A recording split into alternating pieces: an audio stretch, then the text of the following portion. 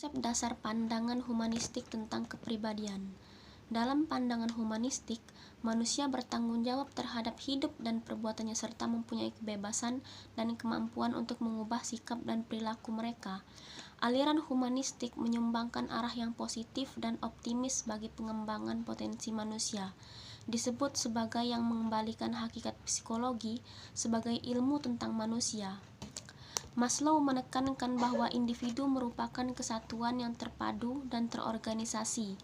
Kelly meyakini bahwa tidak ada kebenaran yang objektif dan kebenaran yang mutlak absolut.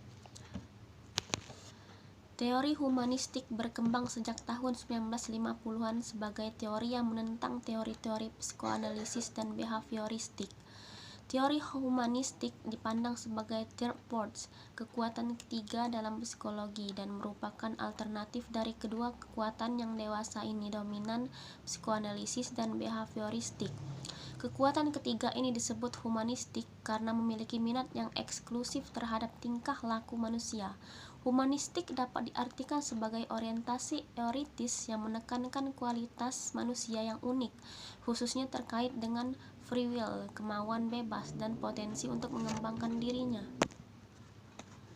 Unsur-unsur terapi, munculnya gangguan, model humanistik kepribadian, psikopatologi, dan psikoterapi awalnya menarik sebagian besar konsep-konsep dari filsafat eksistensial, menekankan kebebasan bawaan manusia untuk memilih, bertanggung jawab atas pilihan mereka, dan hidup sangat banyak pada saat ini. Hidup sehat di sini dan sekarang menghadapkan kita dengan realitas eksistensial menjadi kebebasan, tanggung jawab, dan pilihan, serta merenungkan eksistensi yang pada gilirannya memaksa kita untuk menghadapi kemungkinan pernah hadir ketiadaan. Pencarian makna dalam kehidupan masing-masing individu adalah tujuan utama dan aspirasi tertinggi. Pendekatan humanistik kontemporer psikoterapi berasal dari tiga sekolah pemikiran yang muncul pada 1950-an, eksistensial, gestalt, dan klien berpusat terapi.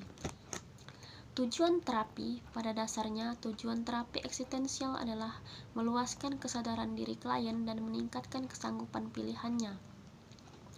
Peran terapis, menurut Buhler dan Allen, para ahli psikoterapi humanistik memiliki orientasi bersama yang mencakup hal-hal berikut: mengakui pentingnya pendekatan dari pribadi ke pribadi, menyadari peran dan tanggung jawab terapis, mengakui sifat timbal balik dari hubungan terapeutik, berorientasi pada pertumbuhan, menekankan keharusan terapis terlibat dengan klien sebagai suatu pribadi yang menyeluruh, mengakui bahwa putusan-putusan dan pilihan-pilihan akhir terletak di tangan klien, memandang terapis sebagai model, bisa secara implicit menunjukkan kepada klien potensi bagi tindakan kreatif dan positif, mengakui kebebasan klien untuk mengungkapkan pandangan dan untuk mengembangkan tujuan-tujuan dan nilainya sendiri, bekerja ke arah mengurangi kebergantungan klien serta meningkatkan kebebasan klien.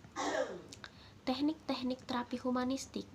Kedudukan teknik adalah nomor 2 dalam hal menciptakan hubungan yang akan bisa membuat konselor bisa secara efektif menantang dan memahami klien.